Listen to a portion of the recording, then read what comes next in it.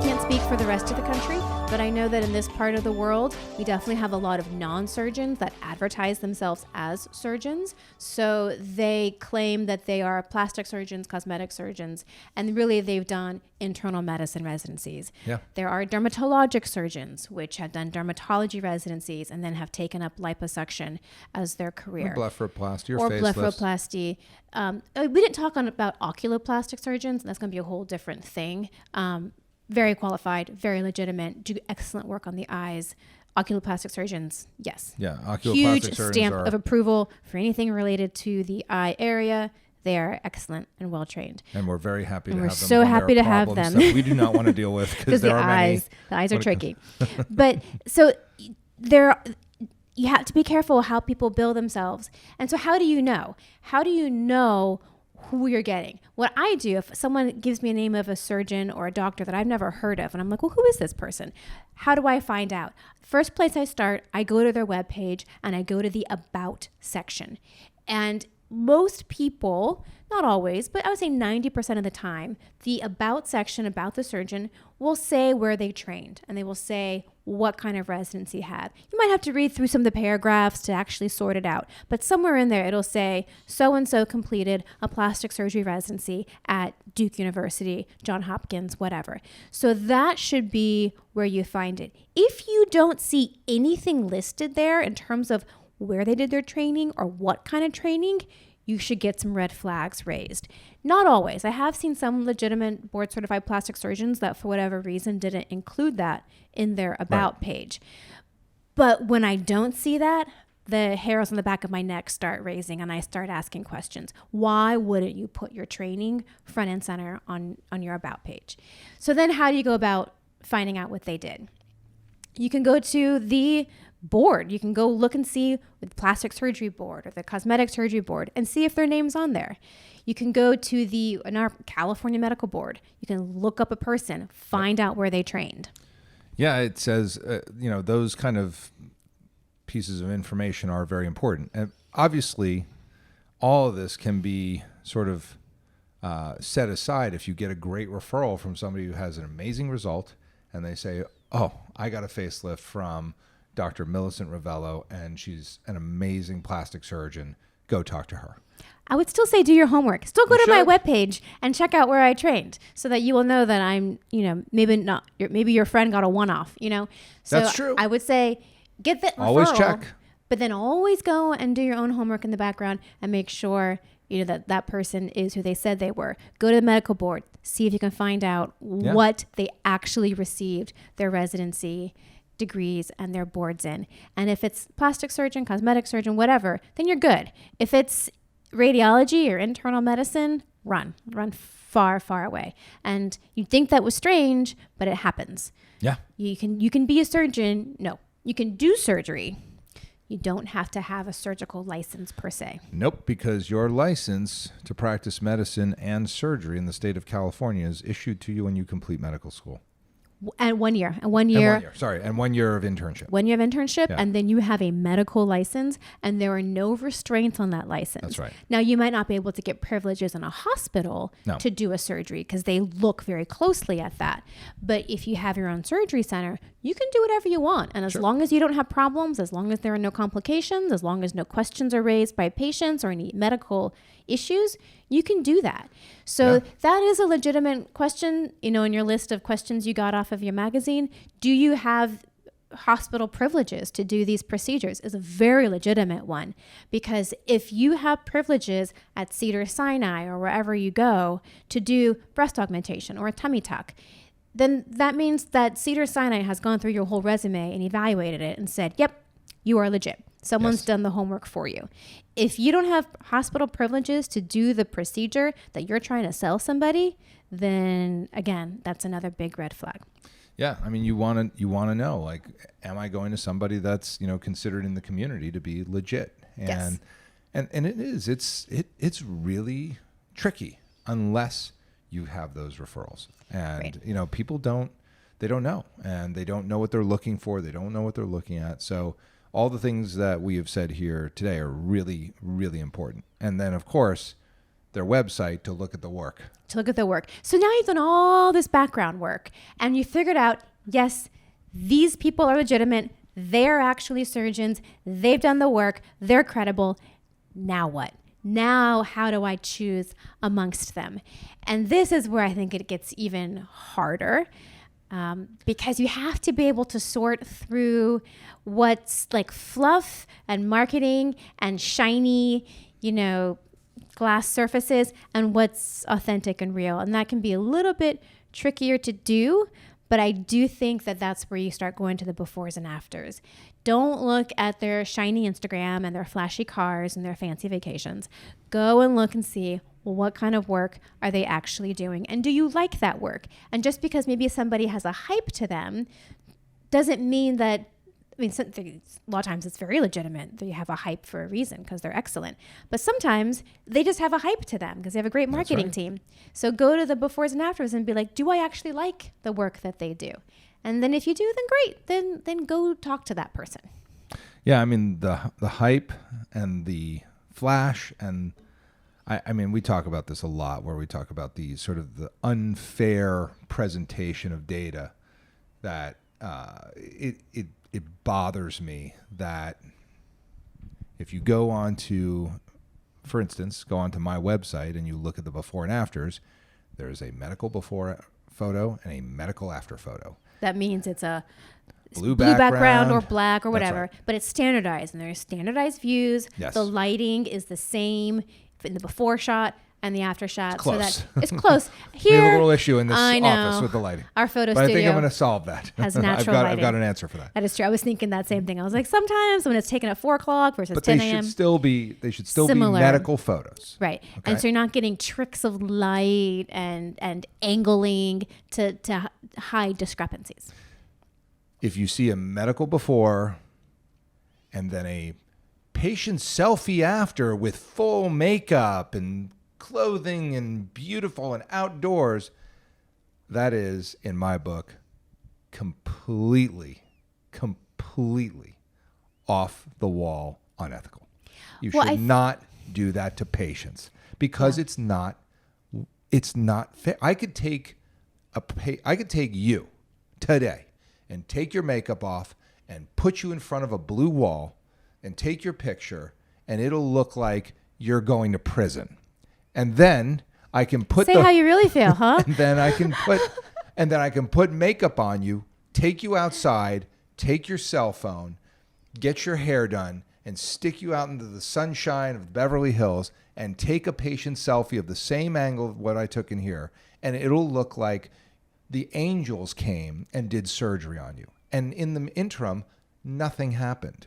And so when I see those patient selfies as an after photo next to the medical photo, it drives me nuts. It is so unfair. And it's not right to represent your work that way because that's not the work. The work is in the medical photos. That is 1,000% true.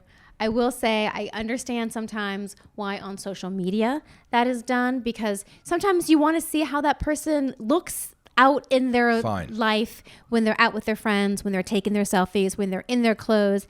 It is nice to see that view too. It's like, oh, look how great she looks. But I think they show the prison mugshot as the first one, and it's wrong. It's wrong. But I think for website photos, where I think it should be standardized. Social media, I can see where you can get a little loosey-goosey with the afters because maybe you want to show out in public, out in real life. I see both sides, but I agree with you that for a website photo, it should be. This is the police coming to get those people that do that. Do you hear that? I do. They're coming. That's their ride. They're going to be picked up and brought to the photo police because no, it's not cool. And I go crazy on it at conferences. I think if you want to show a patient selfie, fine, patient selfie. Don't show the before next to it like this is what they look like before my hands got to them, and this is what they look like after. No, this is what they look like after they got healed from surgery and they got hair, makeup, clothing, light, outdoors, trees behind them. Like, no, that's not right. So fine, you want if patients could look at Instagram and go like, yeah, well, obviously, but they don't. They look at it like, oh my God, look at how terrible she looked before surgery. And this is amazing. I'm going there. Right. It's you have to have a little bit of detective work when you're evaluating the photos and the social media. You do. And see if you can parse out, what's the flash and the shiny, and then what's actually legitimate. And if you can get through that and you can find those surgeons that you think, you really like their work, then you just go and you talk to them. And then this is where it gets important, because you might have 3 or 4 work, that you like, surgeons whose work you like, but you might not get along with all of them.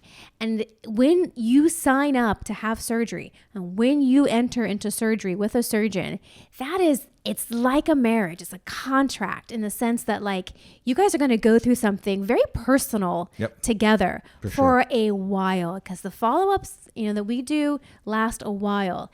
And if you don't like the person that you are having surgery with, if you get a funny vibe for them, or your personalities don't mesh, that's going to be hard, because you're going to be in a vulnerable place, and you really are going to need somebody who has your back, that can hold your hand, that can get you through the recovery. And so you need someone that you really can gel with and trust and respect and like. Yeah, it's important. You got to feel the mojo. It's got to be there. You got to feel that vibe that this is a good place, that I'm in good hands, and I like this person, and I know that when the chips are down, that they would take care of me. Because it's the truth is, when things go well in plastic surgery, which is 98.9% of the time, life is good. It's great. Life is good.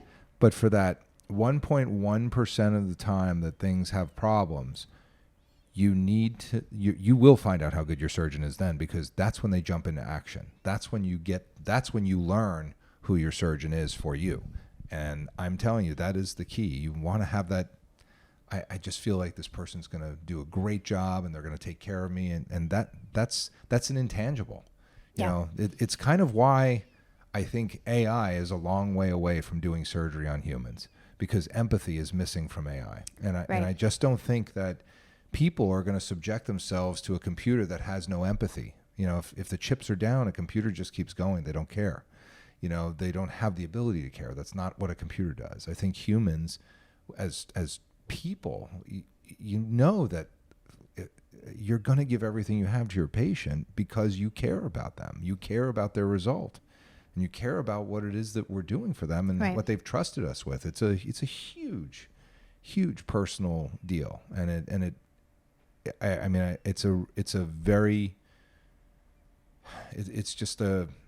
it's a privilege to be able to do what we do.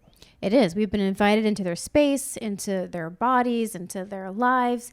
And you have to be able to really trust that surgeon is going to take care of you. And I guess the final piece to talk about, even though it's a little bit touche, maybe inappropriate, is cost. Because there's a huge range of costs between plastic surgeons, and more versus less, not necessarily indicative of skill. A lot of times it is, in terms of how long a person's been in practice for, et cetera. But you might have, cost constraints. And so you might not be able to go to the guy that charges the most down the block, who has the best results and has the most clout. But that's okay. You can find someone within your price range if you've done your homework and you've looked at the befores and afters and you like what you see. Then price can become a little bit irrelevant as long as it's within your budget. Yeah, I think price is really important. And that's, we give estimates over the phone for certain procedures. We give ranges because, obviously you can't really give a price quote until you've done a consultation. And people want that. Like, what does a breast augmentation cost? Well, we don't know what you need, so it's hard to say. The range is somewhere between, $17,000 and $25,000, and or whatever it is. Yeah, if you have tuberous breasts or you need a mastopexy, $6,000 to $10,000 in some practices, depending on where you are in the country. Right. It's $17,000 to $25,000 in my practice. But but getting that range lets you know, like, if your budget's $9,000 for a breast augmentation, you just heard that the range for Dr. J. Calvert is $17,000 to $25,000. You might say, well, that's out of my range, and then we might say, well, you could see our fellows, which, there are associates that do this for less money because they've been in practice for a shorter amount of time, and they don't charge as much, but they're really good. So you can get the procedure at the budget that you have. Right. It is doable. It is definitely doable as long as you've done your homework. And we'll come back and talk about medical tourism for another one podcast. Oh, yeah, jeez. If we're going to go down the rabbit hole of pricing your surgery to the lowest common denominator. Jeez. That's another podcast. That's we should just do like, we're going to show you complications from Right. abroad. That's all. So I'll just say that. these are all the ones I've seen the past year. I don't want to get into it, and I don't want to disparage any countries, but they come from other places. We'll say that. Right. And we have our fair share here. Of course. We have our complications too. It happens, which is why, again, you want to have a plastic surgeon that you can get in contact with. Yes. And go see Yes. when you have a problem. Well, I think that kind of hits all the big ticket items on how to pick a plastic surgeon. And we wish you all very good luck with it. We think you should come to us because we're really good at this stuff and we love doing it. But if you can't come to Beverly Hills, use our tools to find yourself the right person, and I'm sure you will. Dr. Rovelo, anything else on this? Beware of Yelp. Oh, yeah. Ugh. Review sites. That's we have a previous podcast about that. The review sites. The review Do not sites. Yelp your plastic surgeon. Do not Yelp your doctor in general. Like, just please, just You can. don't. It's not. You don't know what you're getting. You don't know what you're You getting. don't know what you're getting. Because the patients that are leaving reviews, maybe they had a complication, maybe they had a bad result, maybe they didn't like your front office staff. Yeah. They're so biased, and it comes from a non-medical perspective. They don't understand that maybe because they had uncontrolled diabetes or because they were really overweight, that they had a complication. Like, there are so many other reasons that patients can leave bad reviews, and the knowledge medical base isn't there to understand why things happened. And as medical professionals, we aren't really allowed to comment back because it's a violation of privacy standards. It's just, Yelp is where you go to find the next hot restaurant. It is not... Actually, I wouldn't even say that. Just don't Yelp at all. Just don't Yelp at all. Yelp, I know the gangsters are coming from me right now. No, they they did. I mean, they do. They used to come from me. They've stopped because I've given them the middle finger so many times. But they come down on small businesses. They do. The Yelp people. They extort money out of you. 100%. They promote your bad reviews if you don't pay them. If you do, then all your good ones get pushed to the top. So be very careful. Yeah, I mean, Yelp. They have a business to run. We get it, but as a consumer, that's a tough place to try to get information. We think the American Board of Medical Specialties is better, but that's just our opinion after many doctors. Years of experience. Yeah, I've only been in practice for 25 years, so don't listen to me. What do I know about practicing medicine? Go listen to what somebody who called in, didn't like the price, and wrote a 1-star review, which I have on my... I know. That's on mine. Well, I'll never know. Jake Calvert's too expensive. 1 star. Thank you, Yelper. Thank you. That's very useful. Helpful. Yeah, that's great. For the people that actually need to get plastic surgery, they can't see that as anything else other than 1-star review. He must be terrible. Yes. So, but that's it. That was my last little caveat. Other than that, those were our helpful tips for finding your plastic surgeon. And this is the Beverly Hills Plastic Surgery Podcast, coming to you from the 90210.